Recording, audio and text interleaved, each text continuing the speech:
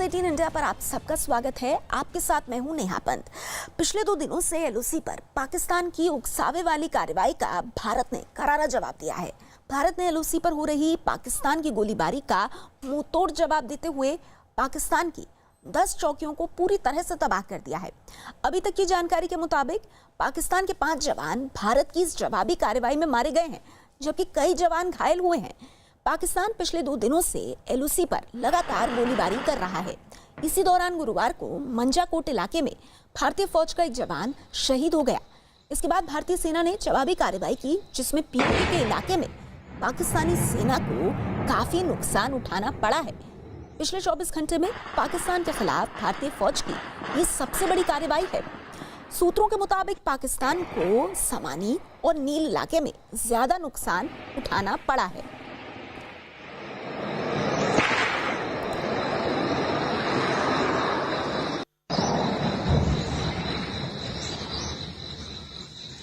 तो 2 तस्वीरें आप देख रहे हैं। एलओसी पर गोलीबारी और दुश्मन की 10 चौकियों को तबाह किया है भारतीय सुरक्षा बलों ने। पाकिस्तान की तरफ से लगातार उकसावे वाली परिस्थिति के बाद अब पाकिस्तान को मुंहतोड़ जवाब दिया भारत ने और करारा जवाब देते हुए पाकिस्तान की 10 चौकियों को तबाह कर दिया है।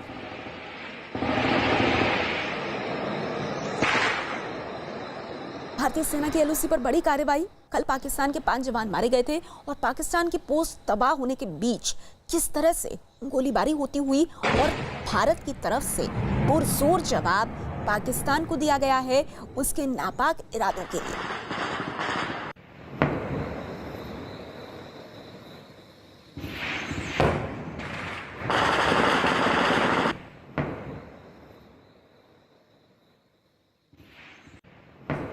हम आपको बता दें कि किस तरह से पाकिस्तान लगातार उकसाने की कोशिश कर रहा था। पाकिस्तान की तरफ से लगातार इस तरह की स्थिति बन रही थी जहां पर पाकिस्तान सीज़फायर का वायलेशन कर रहा था और इस वजह से आखिरकार पाकिस्तान को सबक सिखाने के लिए, पाकिस्तान को एक बड़ा साफ और कड़ा संदेश देने के लिए भारत की तरफ से जवाबी कार्रवाई की गई, जिसमें पाकिस्तान के 10 चौकियां पूरी तरह से तबाह हो गई। हमारे साथ आज की इस बड़ी खबर पर संदीप बोल हमारे संवाददाता मौजूद हैं और उसके साथ ही जम्मू से हमारे संवाददाता पवन शर्मा भी हमारे साथ हैं। सबसे पहले पवन, मैं आपसे जानना चाहूंगी, पाकिस्तान को भारतीय सेना की तरफ से मुंहतोड़ जवाब मिला है। पाकिस्तान को कितना नुकसान उठाना पड़ा है पवन?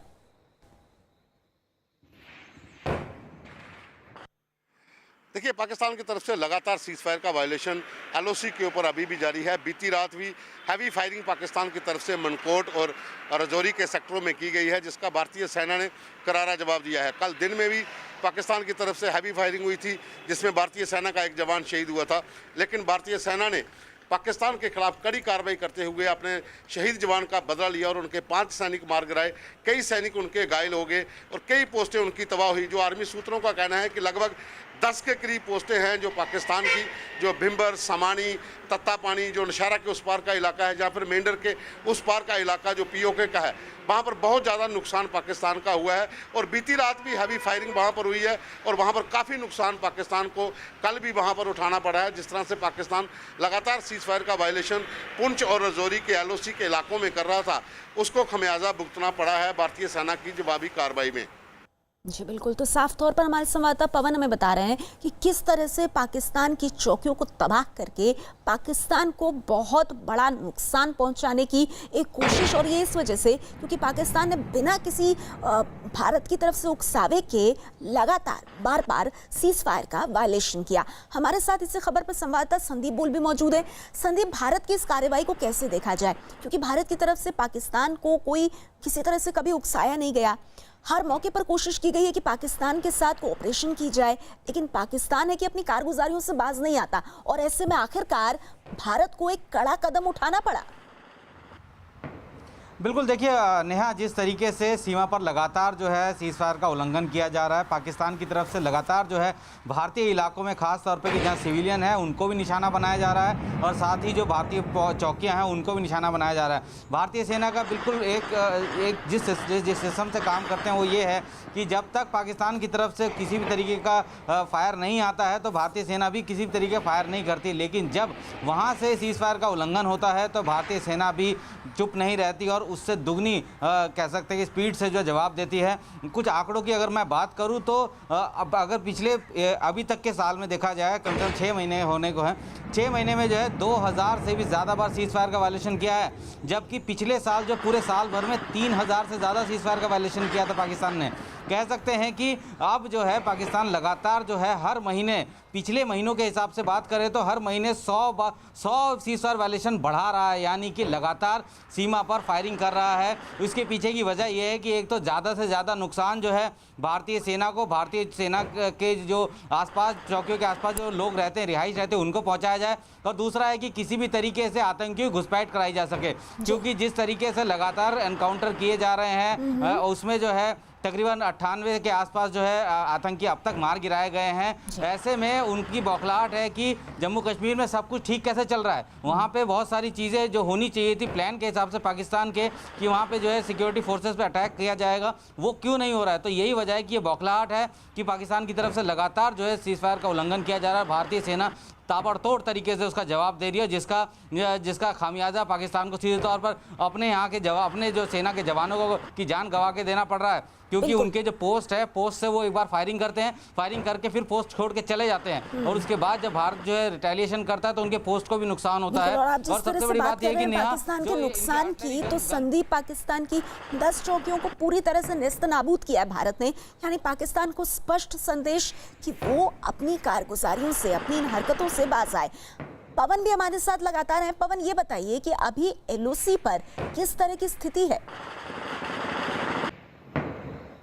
देखिए, रात को भी फायरिंग वहां पर हुई थी। अगर हम अभी की बात करें तो पूरे एलओसी के ऊपर अलर्ट जारी कर दिया गया है, क्योंकि पाकिस्तान लगातार सीज़ फायर का वायलेशन इसलिए कर रहा है कि आतंकियों की घुसपैठ करवाई जा सके, रिहायशी इलाकों को टारगेट किया जा रहा है ताकि सुरक्षा बलों का ध्यान उस तरफ जाए और जो गैप्स होंगे वहां से आतंकियों को निकाला जा सके। यही वजह है कि बीती रात भी Mankot sector, Mendhar sector, Balakot sector, Tarkundi sector, Manjakot sector, इन सभी इलाकों में पाकिस्तान ने फायरिंग की थी, जिसका भारतीय सेना ने करारा जवाब जो है वो भी दिया है। लेकिन अभी फायरिंग फिलहाल बंद है, किसी भी सेक्टर में फायरिंग नहीं है, लेकिन एक अलर्ट पूरा किया गया है भारतीय सेना की ओर से। और मेंढर का जो इलाका है, जो बालाकोट का इलाका है, मनकोट का इलाका है, उन इलाकों में एक बड़े पैमाने पर सर्च ऑपरेशन भी जारी है। जी, और इस बीच हम बता दें अपने दर्शकों को, आप दोनों हमारे साथ रहिए, कि एलओसी पर आतंकियों की घुसपैठ कराने में नाकाम होने के बाद पाकिस्तान एलओसी पर गोलीबारी करता है। कश्मीर में आतंकियों के खिलाफ सेना के मिशन ऑल आउट से पाकिस्तान बौखलाया हुआ है, और इसी वजह से उसने पिछले 10 दिन में 114 बार गोलीबारी की है। पाकिस्तान इस साल 2027 बार सीज़ फायर तोड़ चुका है। पाकिस्तान की तरफ से गोलीबारी आतंकियों की घुसपैठ के लिए की जाती है। पिछले साल तो पाकिस्तान ने 3168 बार सीज़ फायर को तोड़ा था, और यही वजह है कि भारत को मजबूर होकर माकूल जवाब पाकिस्तान को देना पड़ा। हमारे साथ लगातार संदीप बोल, हमारे संवाददाता भी मौजूद हैं। संदीप, ये समझ से परे है कि एक ऐसे वक्त में जब भारत ही नहीं पूरा विश्व कोरोना वायरस की चपेट में है, उससे लड़ रहा है, खुद पाकिस्तान काफ़ी ज़्यादा स्ट्रगल कर रहा है, ऐसे में भी पाकिस्तान अपनी नापाक हरकतों से बाज नहीं आ रहा है। बिल्कुल नेहा, ये तो पाकिस्तान की फितरत है कि वो कभी भी इससे बाज नहीं आ सकता।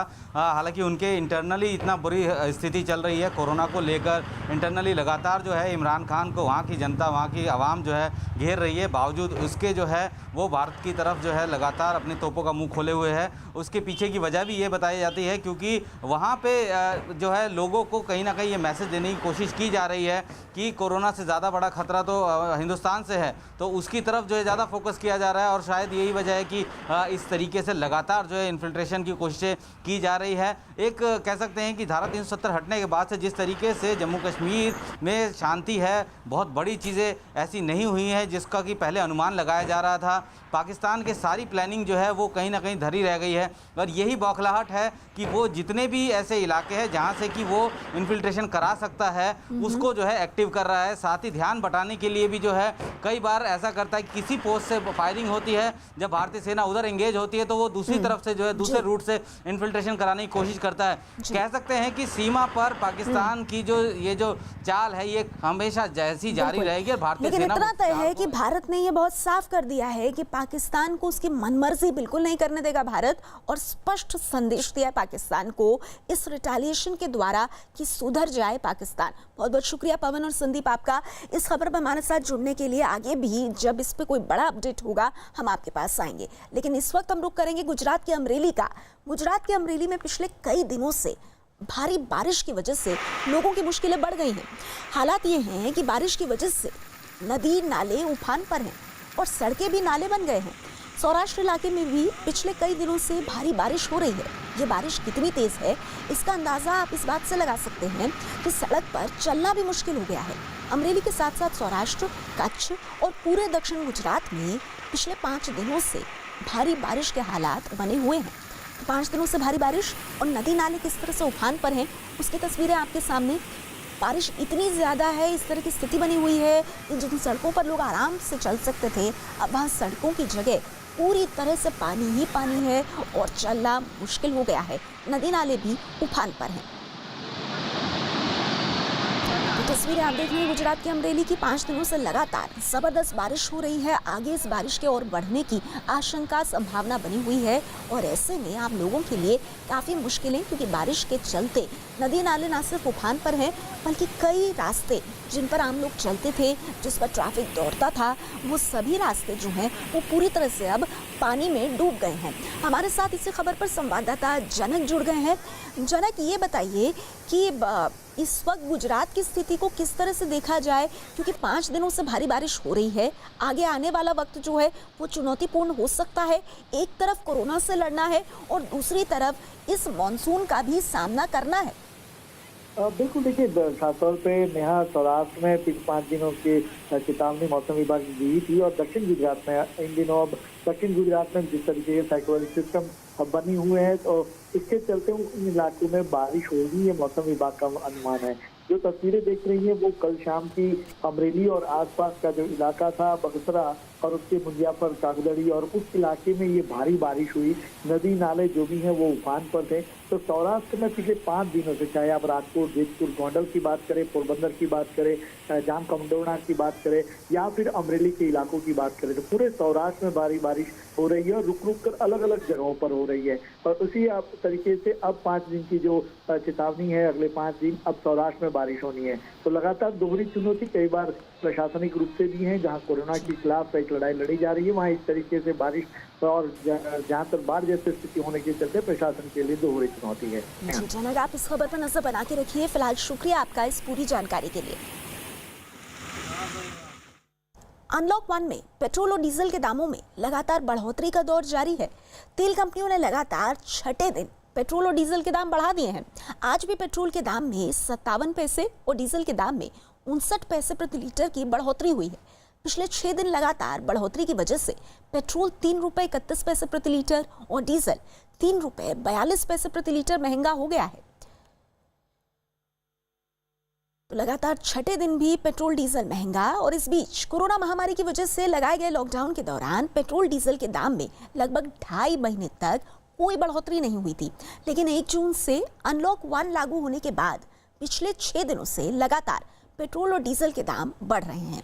7 जून को पेट्रोल और डीजल में 60 पैसे, 8 जून को भी पेट्रोल और डीजल में 60 पैसे, तीसरे दिन 9 जून को भी पेट्रोल में 54 और डीजल में 58 पैसे, 10 जून को पेट्रोल में 40 पैसे और डीजल में 45 पैसे, 11 जून को पेट्रोल और डीजल में 60 पैसे और आज यानी कि 12 जून को पेट्रोल में 57 पैसे और डीजल में 59 पैसे प्रति लीटर की बढ़ोतरी हुई है।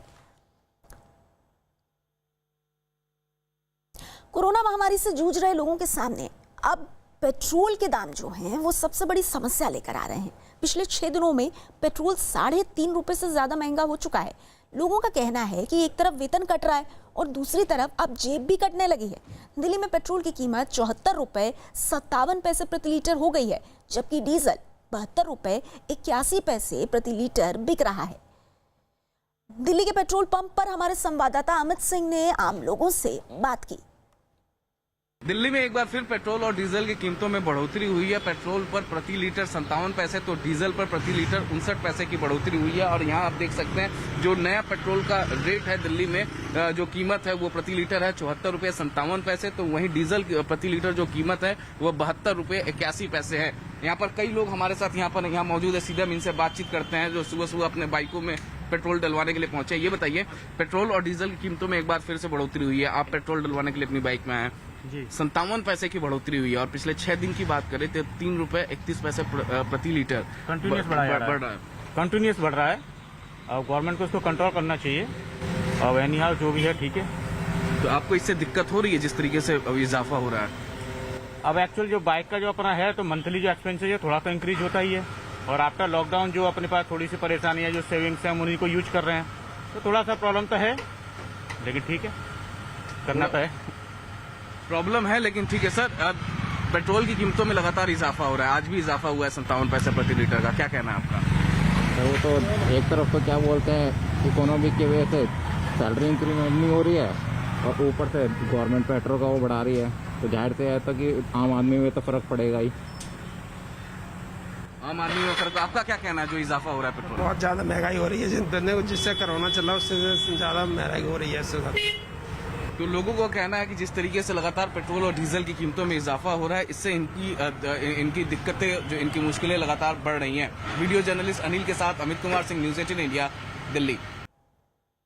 बढ़ते हैं आगे। यूपी के जौनपुर में 2 गांवों के बीच जमकर पथराव हुआ। आरोप है कि एक गांव के लोग दूसरे गांव की महिलाओं पर फप्तियां कसते थे, जिसको लेकर दोनों गांव के लोग आमने सामने आ गए। दोनों गांव के बीच एक नदी है, ऐसे में गांव वाले नदी के दोनों किनारों पर खड़े होकर एक दूसरे के ऊपर पत्थर फेंकने लगे।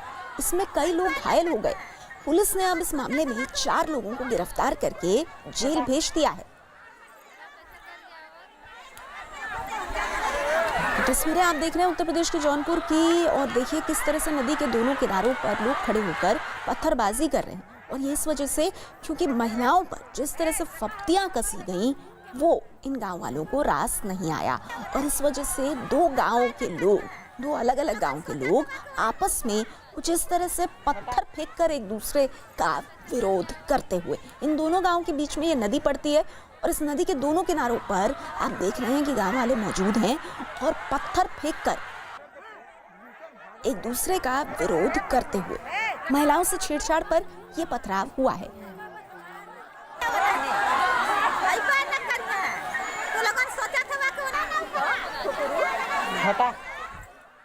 अगली खबर राजस्थान के भीलवाड़ा से है। राजस्थान के भीलवाड़ा में पुलिस वालों से मारपीट के आरोपी को पुलिस ने गिरफ्तार कर लिया। पुलिस वालों के साथ हुई मारपीट का एक वीडियो भी सामने आया, जिसमें 2 पुलिस वालों के साथ एक लड़का हाथापाई करता हुआ दिखाई दिया। इससे पहले आरोपी ने सड़क पर लगे बैरिकेड को मोटरसाइकिल से टक्कर मारते हुए वहां से हटा दिया था। बाइक सवार की इस हरकत को देखकर ड्यूटी पर तैनात ट्रैफिक पुलिस का एक कांस्टेबल दौड़ता हुआ आया, उसके पीछे पहुंचा और उसकी पीठ पर लात मारी। और उसके बाद देखिए किस तरह से वो लड़का जो है, वो आरोपी मोटरसाइकिल वाला, वो मोटरसाइकिल से उतरकर पुलिस वालों से भिड़ गया। अपने साथी की मदद करने के लिए वहां एक और पुलिस वाला पहुंच गया और फिर दोनों ने मिलकर उसे पकड़ लिया। इसके बाद लात घूंसों से आरोपी की मारपिटाई हुई। मारपीट के दौरान आरोपी ने भी एक पुलिस वाले की वर्दी फाड़ दी। जानकारी मिलते ही कुछ और पुलिस वाले वहां पहुंचे और आरोपी लड़के को पकड़ लिया। देश भर में पिछले 24 घंटों में कोरोना के नए मरीजों की संख्या पहली बार 10,000 के पार पहुंच गई है। पिछले 24 घंटे में देश में कोरोना के 10,956 नए मरीज सामने आए हैं। इसके साथ ही कोरोना के मामलों की कुल गिनती 3 लाख के करीब पहुंच गई है। पिछले 24 घंटों में कोरोना की वजह से 396 लोगों की मौत हुई है, जो 24 घंटों में कोरोना से मौत का अब तक का सबसे बड़ा आंकड़ा है। हालांकि राहत की बात यह है कि कोरोना से ठीक होने वाले लोगों की दर करीब 50% हो चुकी है, यानी कि एक दिन में कोरोना के 100 मरीजों में से 50 मरीज ठीक भी हो रहे हैं। कोरोना के अब तक 1,47,195 मरीज ठीक हो चुके हैं। मध्य प्रदेश के सतना में एक ट्रक ने एक लड़के को कुचल दिया, जिससे उसकी मौके पर ही मौत हो गई। हादसे के बाद वहां भारी भीड़ इकट्ठा हो गई और लोगों ने ट्रक के ड्राइवर को पीटना शुरू कर दिया। गुस्साई भीड़ ने न सिर्फ लाठी डंडों से ड्राइवर की पिटाई की, बल्कि उसके ट्रक में भी तोड़फोड़ की। इस हंगामे के बीच मौके पर पहुंची पुलिस को भी भीड़ को काबू में करने में काफी मुश्किलों का सामना करना पड़ा। फिलहाल पुलिस मामले की जांच में जुटी है। मध्य प्रदेश के सतना की ये घटना।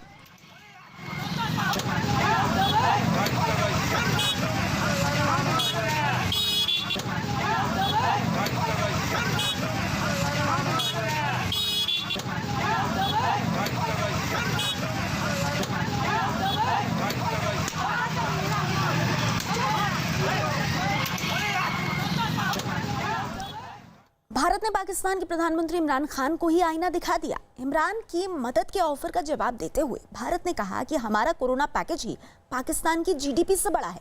पाकिस्तान के प्रधानमंत्री इमरान खान की मदद की पेशकश करते हुए एक खबर का लिंक इमरान खान ने ट्वीट किया था।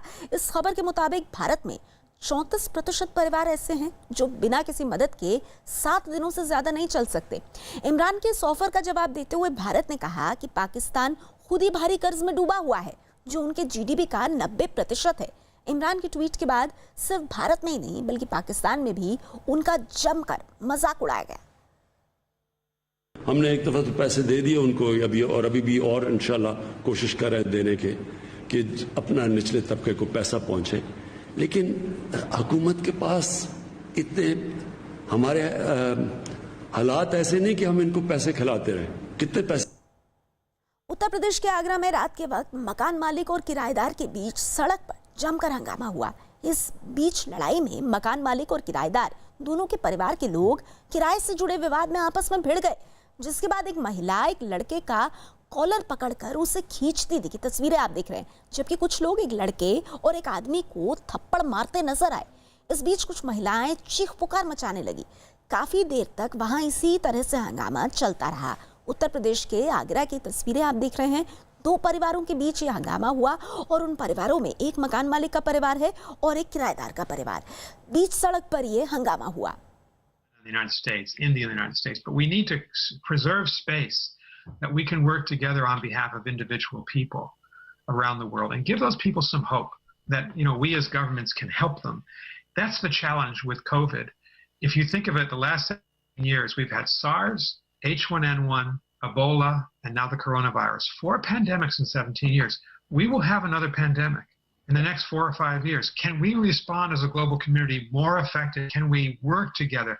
I think that's the great challenge that I see coming out of COVID. And in terms of the balance of power, do you think that's going to shift in any way, or do you think that's going to stay the same? Or what is going to be? I think a lot of people right now are saying that China is going to surpass. China's winning the battle. China certainly. और हम आपको बता दें कि राहुल गांधी ने कल ये कहा था कि इस वीडियो को वो ट्वीट करेंगे। एक बार फिर से सुनते हैं। Militarily, economically, politically, yet, but it's gaining, no question about it. What China lacks is the sophistication and openness of a democratic country like India or the United States. China's a fearful leadership, fearful men, trying to preserve their own power, increasing the grip that they have on their own citizens. Look what's happening in Xinjiang against the Uyghurs and in Hong Kong, just to give those examples. And I actually think I'm hopeful about the future of India and the United States. I worry the Chinese system is not going to be flexible enough to accommodate the desires of the Chinese people for human freedom and liberty. So I'm a champion of democracy, as are you. I have confidence that democracies will survive these tests. Imagine, Rahul, one last question for you. It changes politics. You can't. और Nicholas Burns के साथ राहुल गांधी की ये चर्चा, और राहुल गांधी ने कल ही कहा था कि आज अपने सभी सोशल मीडिया प्लेटफॉर्म्स पर इस चर्चा को वो सार्वजनिक करेंगे। बढ़ते हैं आगे। राजस्थान के अजमेर में पुरानी रंजिश की वजह से 2 पक्षों में जमकर मारपीट हो गई। देर रात हुई इस मारपीट का वीडियो भी वायरल हो गया। इसमें एक पक्ष के लोग दूसरे पक्ष पर पत्थर बरसाते हुए नजर आए। इन लोगों में बड़ों के साथ बच्चे और महिलाएं भी शामिल थी। रात के अंधेरे में ये सभी लोग बिना रुके दूसरे पक्ष पर पत्थर बरसाते रहे। एक महिला तो सड़क किनारे पड़े पत्थर उठाकर फेंकती हुई दिखाई दी। जबकि बच्चे भी पीछे नहीं रहे और लगातार हंगामा करते रहे। हालांकि मारपीट की जानकारी मिलते ही पुलिस ने भी कार्रवाई करते हुए दोनों पक्षों के 11 लोगों को गिरफ्तार कर लिया और आरोपियों पर सख्त कार्रवाई का भरोसा दिया। तो राजस्थान के अजमेर की ये तस्वीरें। वो दोनों के आपस में पत्थरबाजी की जा रही थी, जिस पर हमने मौके पर उनमें से लगभग 11 आदमियों को हमने डिटेन किया और उनको 151 में अरेस्ट किया। अभी उनके प्रकरण पंजीबद्ध हो रहे हैं, जिसके बाद हम कानूनी कार्रवाई की जाएगी। अगली खबर उत्तर प्रदेश के मथुरा से आ रही है, जहां गहनों के एक शोरूम में आग लग गई। बताया गया कि शोरूम में यह आग शॉर्ट सर्किट की वजह से लगी, जिसके बाद शोरूम से आग की ऊंची ऊंची लपटें निकलने लगी, जो आप तस्वीरों में देख सकते हैं। और थोड़ी देर में यह आग पूरे शोरूम में फैल गई। इसने पूरे शोरूम को अपनी चपेट में ले लिया। आग लगने की जानकारी मिलने के बाद दमकल विभाग की टीम वहां पहुंची और गहनों के शोरूम में लगी इस आग को बुझाया। तस्वीरें आप देख रहे हैं उत्तर प्रदेश के मथुरा की। ये दरअसल एक शोरूम, एक ज्वेलरी शोरूम, और एक हिस्से में आग लगी, जिसके बाद धीरे धीरे आग की ऊंची लपटों ने कुछ इस तरह से पूरे शोरूम को अपनी चपेट में ले लिया। दमकल विभाग को इसकी सूचना दी गई, जिसके बाद फायर ब्रिगेड की गाड़ी वहां पर पहुंची और इस आग को नियंत्रण में किया। इसकी जो वजह बताई जा रही है वो शॉर्ट सर्किट बताई जा रही है। उस समय दुकान में 3 लोग मौजूद थे। एक तो जो दुकान के मालिक हैं, उनके 2 बेटे और उनके एक सर्वेंट वहाँ पर मौजूद थे। किसी भी प्रकार की हानि नहीं हो पाई है, ना कि जन और धन किसी प्रकार की कोई हानि नहीं हो पाई है। और इस वक्त एक और बड़ी खबर आ रही है। शेयर बाजार में बड़ी गिरावट दर्ज की गई है। आज शेयर बाजार 1000 से ज्यादा अंकों की गिरावट के साथ खुला। हालांकि बाद में उसमें थोड़ा सुधार हुआ, लेकिन अब भी शेयर बाजार में करीब 800 अंक की गिरावट है। अमेरिकी शेयर बाजार डाउ जोन्स में 1800 अंक की गिरावट दर्ज की गई थी और माना यही जा रहा था कि भारतीय शेयर बाजार में इसका असर देखने को मिलेगा। हमारे साथ इसी खबर पर संवाददाता विवेक जुड़ गए हैं। विवेक, इस वक्त शेयर बाजार का कैसा हाल है? नहीं, आपको बताना चाहेंगे कि इस वक्त शेयर बाजार है थोड़ी सी रिकवरी जरूर की है, क्योंकि जब मार्केट खुला था तो 1000 पॉइंट के आसपास सेंसेक्स गिरा हुआ था और अभी फिलहाल 750 और 800 के बीच में ट्रेड कर रहा है। तो 250 या 300 पॉइंट की रिकवरी जरूर हुई है। और राहत की बात यह है कि जो जानकार है उनका साफ तौर पर कहना है कि कुछ ही जो जैसे जैसे बाजार आगे बढ़ेगा तो बिकवाली का दौर शुरू होगा, तो और भी मार्केट रिकवर होने के काफी ज्यादा चांसेस हैं। लेकिन आपको बताना चाहेंगे कि मार्केट की जो सबसे बड़ी वजह गिरने की वजह बताई जा रही है कि जो डॉ जोन्स है, जो यूएस का शेयर मार्केट है, वो लगातार गिरता जा रहा था और कल तकरीबन 1800 पॉइंट वो नीचे गिरकर बंद हुआ था, जिसका अंदाजा अभी ने लगा लिया था कि जब डॉ जोन्स 1800 पॉइंट नीचे गिरकर बंद हुआ है तो इंटरनेशनल पर बाजारों में इसका असर साफ तौर पर देखा जाएगा। साथ ही साथ भारत के बाजारों में भी तो असर देखा भी गया। 1000 पॉइंट से ज्यादा मार्केट गिरा था सेंसेक्स, हल्का रिकवरी भी हो रही है अब। और वजह बताई जा रही है कि जो कोरोना वायरस का जो सेकंड फेज है वो लगातार बढ़ता जा रहा है यूएस में, जिसकी वजह से वहाँ की इकोनॉमी काफी ज्यादा डिस्टर्ब हो चुकी है। और कोरोना वायरस की असली वजह है, जिसकी वजह से यूएस मार्केट समेत इंटरनेशनल के तमाम मार्केट है वो लगातार गिरते जा रहे हैं। अमेरिका का जो मार्केट है उसमें गिरावट, और विवेक आप हमें बता रहे हैं कि उसका असर जो है सीधा वो भारतीय बाजार पर भी पड़ता हुआ नजर आ रहा है। शुक्रिया आपका इस जानकारी के लिए। अगली खबर मुंबई से है। मुंबई के क्रॉफर्ड मार्केट में कई दुकानों में अचानक आग लगने से वहां अफरा तफरी मच गई। हालांकि आग कैसे लगी इसका पता भी नहीं चल पाया है, लेकिन इस आग ने कुछ ही देर में करीब 15 दुकानों को अपनी चपेट में ले लिया। दुकानों से आग की ऊंची लपटें उठती दिखाई दी, जबकि धुएं का गुबार इलाके में फैल गया। ये आग उस वक्त लगी जब बाजार बंद था। आग लगने की जानकारी मिलते ही वहां लोगों की भीड़ इकट्ठा हो गई। कुछ देर बाद दमकल कर्मी भी वहां पहुंच गए और काफी कोशिश के बाद इस आग को बुझा दिया गया। आग कंट्रोल में है, 10 या 15 दुकानों को लगी है। हरियाणा के रोहतक में मामूली विवाद पर एक आदमी की गोली मारकर हत्या कर दी गई। बताया गया कि सेना के एक पूर्व जवान और उसके गांव के एक आदमी के बीच किसी बात पर विवाद हो गया, जिसके बाद सेना का पूर्व जवान बंदूक लेकर उस आदमी के घर पहुंच गया, जहां वो शख्स बाहर ही खड़ा था। इसके बाद उसने फायरिंग कर दी, जिससे वो आदमी जमीन पर गिर गया। गोलियों की आवाज सुनकर आसपास मौजूद लोग भागते दिखाई दिए। हत्या करने के बाद आरोपी वहां से भागने की बजाय काफी देर तक दुस्साहस के साथ अपनी बंदूक लहराता नजर आया। ये पूरी घटना वहां लगे सीसीटीवी कैमरे में कैद हो गई, जिसके बाद पुलिस आरोपी की तलाश में जुट गई है। हमारी टीम ऐसे तो उसमें सारे लग रहे हैं, उसमें तुरंत जल्दी शीघ्र गिरफ्तार हो जाएंगे। बिहार के कटिहार में जमीन के विवाद में दो पक्षों के बीच जमकर मारपीट हुई। इस दौरान कई लोगों के हाथ में बड़ी लाठियां नजर आईं। दो लोग पहले आपस में भिड़े और एक दूसरे को पीटने लगे, जिसके बाद हंगामा और बढ़ गया और दोनों पक्षों के बीच लाठियों से भी मारपीट शुरू हो गई। इस मारपीट में कई लोगों को गंभीर चोटें भी आईं, जिसके बाद पुलिस ने केस दर्ज कर लिया।